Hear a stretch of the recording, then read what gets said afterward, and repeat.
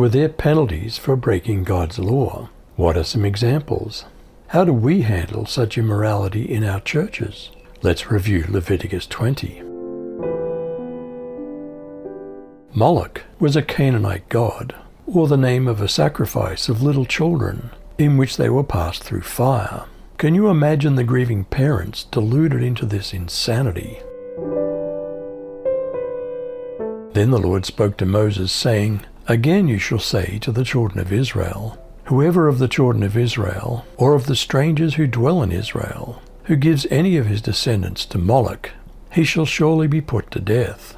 The people of the land shall stone him with stones. I'll set my face against that man, and will cut him off from his people, because he's given some of his descendants to Moloch, to defile my sanctuary, and profane my holy name. And if the people of the land should in any way hide their eyes from the man, when he gives some of his descendants to Moloch, and they don't kill him, then I'll set my face against that man, and against his family, and I'll cut him off from his people, and all who prostitute themselves with him, to commit harlotry with Moloch. What is spiritual prostitution, or whoring after pagan gods? Was the covenant frequently viewed like a marriage contract, God married to Israel? I'll also turn against those who commit spiritual prostitution by putting their trust in mediums or in those who consult the spirits of the dead. I'll cut them off from the community. So set yourselves apart to be holy, for I'm the Lord your God. Keep all my decrees by putting them into practice, for I'm the Lord who makes you holy. How important was honoring parents under the Old Covenant? For everyone who curses his father or his mother shall surely be put to death. He's cursed his father or his mother. His blood shall be upon himself. How important was marital faithfulness under the Old Covenant?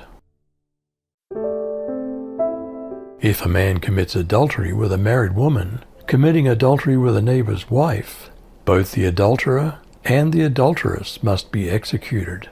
If a man has sexual intercourse with his father's wife, he's uncovered his father's nakedness. Both of them must be executed. Their blood's on their own heads. If a man has sexual intercourse with his daughter-in-law, both of them must be executed. They've acted perversely. Their blood's on their own heads. If a man has sexual intercourse with a man, as he would with a woman, the two of them have done something detestable. They must be executed. Their blood's on their own heads. If a man marries a woman, and her mother as well, it's shameful. They'll be burnt with fire, the man and the two women, so that no such shameful thing will be found among you. If a man has sexual relations with an animal, he must be executed, and you must kill the animal. If a woman approaches any kind of animal to mate with it, you must kill the woman and the animal. They must be executed. Their blood's on their own heads.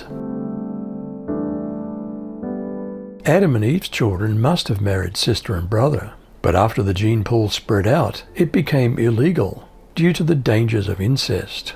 What was the punishment for this? If you marry one of your sisters, you'll be punished, and the two of you will be disgraced by being openly forced out of the community. If you have sex with a woman during her monthly period, both you and the woman will be cut off from the people of Israel. The sisters of your father and mother are your own relatives, and you'll be punished for having sex with any of them.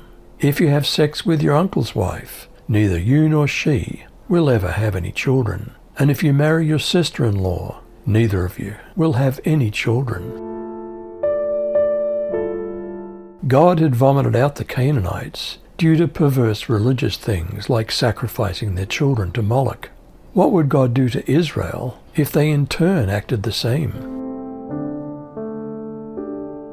You shall therefore keep all my statutes and all my rules and do them, that the land where I am bringing you to live may not vomit you out, and you shall not walk in the customs of the nation that I'm driving out before you. For they did all these things, and therefore I detested them. But I've said to you, you shall inherit the land, and I'll give it to you to possess, a land flowing with milk and honey. I'm the Lord your God, who has separated you from the peoples, You shall therefore separate the clean beast from the unclean, and the unclean bird from the clean. You shall not make yourselves detestable by beast or by bird or by anything with which the ground crawls, which I've set apart for you to hold unclean.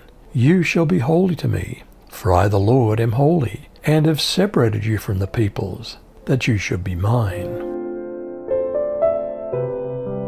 How strongly did God deal with those in the so-called magic arts?